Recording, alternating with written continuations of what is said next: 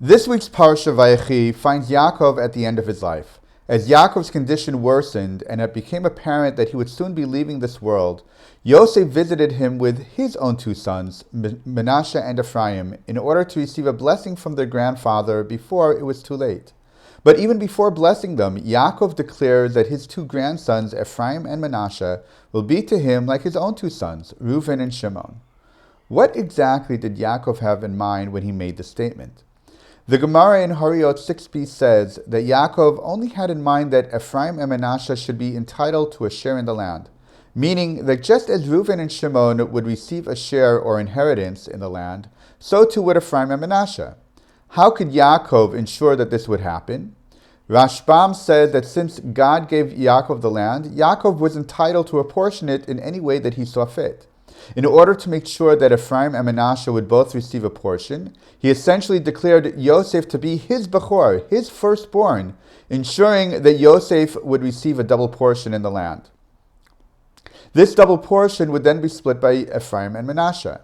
Thus, we could say that Ephraim and Manasseh were in some way displacing Reuven and Shimon. Haktava Kabbalah, however, does not believe that Yosef had displaced Reuven, as that would have limited Ephraim and Manasseh's portion to only come from Yosef's portion. Instead, Haktava Kabbalah says that Yaakov was also elevating Ephraim and Manasseh, as if making them his sons instead of Yosef's. That would then allow Ephraim and Manasseh to directly inherit from him instead of from Yosef, enabling Yaakov to directly apportion land to them as he saw fit, and not be limited to Yosef's personal portion. Seichel Tov takes all this even further and says that in order for Yaakov to accomplish all that he wanted to, he needed to equate Ephraim and Manasseh to Reuven and Shimon in any and all ways possible.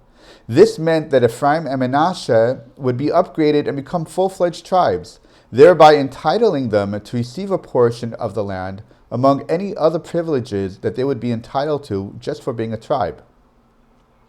Looking through Tanakh, we see that elements from all the various viewpoints expressed came true. Ephraim and Manasseh did become tribes of Israel. While they did not displace Reuven and Shimon as tribes, they did take the official counted positions of Yosef and Levi as tribes of Israel. That did not mean that Yosef and Levi disappeared. In one sense, it depended upon if we were talking about Am Yisrael, the nation of Israel, the nation as a whole, or about Shivtei Yisrael, the tribes of Israel, individual parts of the nation and tribal interactions. When we refer to Am Yisrael, the nation as a whole, it was Yosef and or Levi that tended to be highlighted, even if Ephraim and Manasseh were also mentioned. On the other hand, when we talked about the Shivtei Yisrael, then it was the tribes of Ephraim and Manasseh that was stressed, rather than Yosef and Levi. When it came to the land, not only did Yosef seem to get a double portion, as he was split into the tribes of Manasseh and Ephraim, but even Manasseh, as the firstborn of Yosef, received a double portion. Manasseh received land on both sides of the eastern and western sides of the Jordan. So while at first glance it looks like Yosef displaced Reuven as the firstborn, the amount of territory is so vast and varied, it can only have occurred if Ephraim and Manasseh had been elevated to be as if sons of Yaakov and not just his grandchildren. While Yaakov's proclamation that Ephraim and Manasseh are exactly like Reuven and Shimon is a beautiful declaration of love for them and is reflective of the type of relationship a grandparent and grandchild should want to aspire to, there were clear future national implications that Yaakov was alluding to, and his proclamation enabled them to come about. Shabbat Shalom.